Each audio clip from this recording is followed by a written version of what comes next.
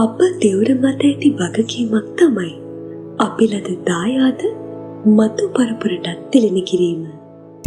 අධ්‍යාපනය නැමැති පහන දල්වන්න කරපු පුංචි උත්සාහයක් තමයි මේ වීඩියෝ එකේ තියෙන්නේ.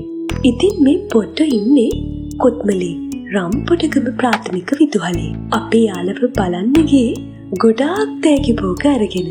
ඉතින් මේ තෑගිවලට අමතරව අපි ගියපු වෙලාවෙ ඉඳන් එයාලා එක්ක චිත්‍ර අඳින්න, කතන්දර කියන්න, සින්දු කියන්න වගේම අපේ අත්දැකීම් බෙදා ගන්න වගේ ගොඩාක් ක්‍රියාකාරකම් කළත් පොට්ටෝ එක හිටපු ඒ දවස් දෙක අපිට දැනුනේ හෝරා කීපයක් වගේ.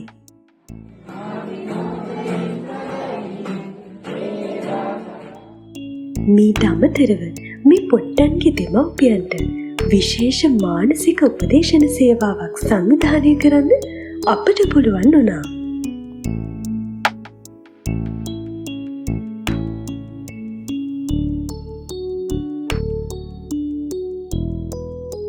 ඉතින් අපේ ළමා කාලය ආයෙමත් අපිට මතක් කරලා දුන්නු මේ පොට්ටන්ට අපි ගොඩාක් ස්තුති කරලා ආයෙමත් හමුවීමේ බලාපොරොත්තුවෙන් සමුගත්තේ මෙන්න මේ විදිහට.